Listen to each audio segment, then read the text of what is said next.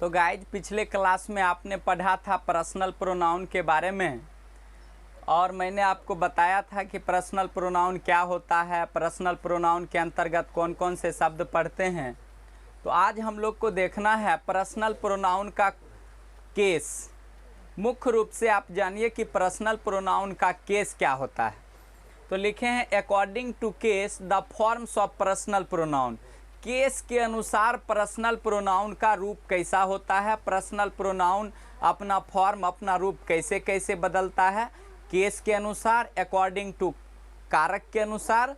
तो आइए देखते हैं, एक टेबल से एक तालिका से समझने का प्रयास करते हैं कि पर्सनल प्रोनाउन का रूप किस प्रकार बदलता है। तो सबसे पहले जान लीजिए गाइज कि पर्सनल प्रोनाउन का 3 केस होता है, जिसमें पहला होता है सब्जेक्टिव केस, दूसरा होता है ऑब्जेक्टिव केस और तीसरा होता है पजेसिव केस। इस प्रकार पर्सनल प्रोनाउन का 3 केस है, सब्जेक्टिव केस, ऑब्जेक्टिव केस और पजेसिव केस।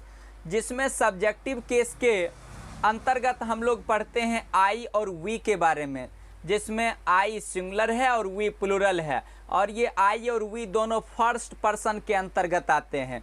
उसके बाद आते हैं तो सब्जेक्टिव केस के अंतर्गत हम लोग दाऊ और यू को भी पढ़ते हैं, जो सिंगुलर में आते हैं और यही यू प्लूरल में भी आते हैं, ये सेकेंड पर्सन से आते हैं। और सब्जेक्टिव केस में थर्ड पर्सन के अंतर्गत सिंगुलर में ही सी इट और प्लूरल में दे का स्टडी करते हैं।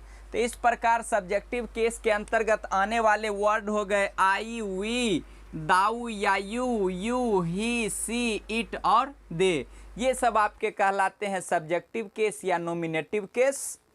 दूसरा है आपका ऑब्जेक्टिव केस। तो ऑब्जेक्टिव केस के अंतर्गत आते हैं मी, जो कि फर्स्ट पर्सन का है और सिंगुलर फॉर्म में है।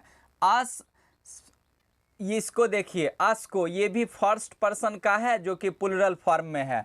उसके बाद दी या यू है जो सेकेंड पर्सन का सिंगुलर है, और फिर यू है जो सेकेंड पर्सन का प्लूरल है।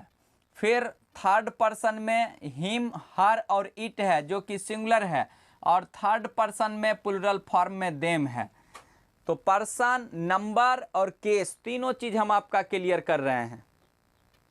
तो कुल मिलाकर के ऑब्जेक्टिव केस में आप देख रहे हैं कि किस किस वर्ड का स्टडी करते हैं। तो मी का, अस का, दी या यू का, हिम, हर, इट और देम का, ये सारे शब्द ऑब्जेक्टिव केस के अंतर्गत आते हैं, जिनको हम लोग ऑक्यूजेटिव केस भी कहते हैं। तो आइए गाइज, तीसरा हमारा है पजेसिव केस। तो पजेसिव केस के अंतर्गत माय और माइन का स्टडी करते हैं। माय और माइन क्या है? तो ये फर्स्ट पर्सन से आया हुआ सिंगुलर प्रोनाउन है। आवर और आवर्स का स्टडी करते हैं, जो कि फर्स्ट पर्सन से आया हुआ प्लूरल प्रोनाउन है। दाई, योर या दाइन, योर का स्टडी करते हैं, जो सेकेंड पर्सन से आया हुआ सिंगुलर प्रोनाउन है। और योर्स लिखे हैं, ये भी सेकेंड पर्सन से आया हुआ प्लूरल प्रोनाउन है। फिर थर्ड पर्सन से आया हुआ हीज, हर्स और इट्स है, और प्लूरल में देयर और देयर्स है। तो मेरे कहने का सेंस ये है कि पजेसिव केस के अंतर्गत आने वाले प्रोनाउन हो गए my, mine, our, ours, thy, your, thine, your, yours, his, hers, its, their और देयर्स। इनका स्टडी हम लोग पजेसिव केस के अंतर्गत करते हैं। अब आइए, तो इस प्रकार आपने देखा सब्जेक्टिव केस के अंतर्गत I, we, thou, you, he, she, it और दे का स्टडी करते हैं। ऑब्जेक्टिव केस के अंतर्गत me, us, thee, you, him, her, it और देम का स्टडी करते हैं। और पजेसिव केस के अंतर्गत my, mine, our, ours, thy, your, thine, yours, his, hers, its, their और देयर्स का स्टडी करते हैं। लेकिन कुछ इनसे जुड़ा कुछ अमेजिंग फैक्ट्स भी है। याद रखिएगा कि इन मॉडर्न इंग्लिश, आजकल की आधुनिक अंग्रेजी व्याकरण में you is used as both singular and plural. आजकल की आधुनिक इंग्लिश ग्रामर में इस यू का प्रयोग सिंगुलर फॉर्म में भी होता है और प्लूरल फॉर्म में भी होता है। अब दाई और दाइन के प्रयोग खत्म हो चुके हैं। मॉडर्न इंग्लिश ग्रामर में दाई और दाइन का प्रयोग नहीं किया गया है, उसकी जगह पे यू का ही प्रयोग होता है। और दूसरी एक बात और ध्यान में रखिएगा, एक आप देख रहे हैं वर्ड, ये हीज, इसके बारे में लिखे हैं the word his his is used both as an adjective and as a pronoun.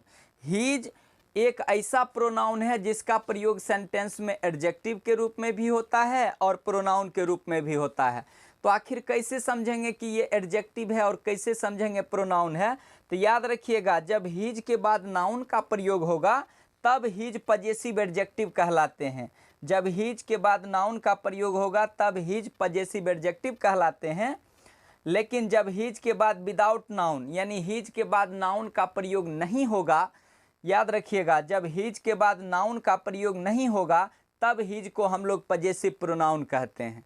जब हीज के बाद नाउन का प्रयोग हो तो पजेसिव एडजेक्टिव, और हीज के बाद नाउन का प्रयोग नहीं हो तो पजेसिव प्रोनाउन कहते हैं। तो गाइज, आशा करता हूं कि आपने केस का जो टेबल मैंने बनाया है वो आप नंबर बेसिस, सिंगुलर प्लूरल और केस बेसिस तमाम जो होना चाहिए वो मैंने सब आपको दर्शा दिया है। आशा करता हूं कि आप ज़रूर इस टेबल को समझे होंगे और ये आपके सभी प्रतियोगिता परीक्षा के लिए बहुत इम्पोर्टेंट है, महत्वपूर्ण है। और सबसे बड़ी बात है, आपने ढेर सारी वीडियो देखी होगी यूट्यूब पे जिसमें केस को डिफाइन किया जाता है मगर उसके नंबर और पर्सन को छिपा दिया जाता है। तो गाइज, नंबर और पर्सन छिप जाने की वजह से आप जब सेंटेंस में इसका प्रयोग करते हैं तो प्रॉब्लम क्रिएट होती है। तो इस बात को ध्यान में रखते हुए हमने नंबर और पर्सन को भी दर्शा करके केस का फॉर्म एक टेबल के तहत आपको दिया है ताकि आप अच्छी तरह समझ सकें। तो thanks for watching this video guys.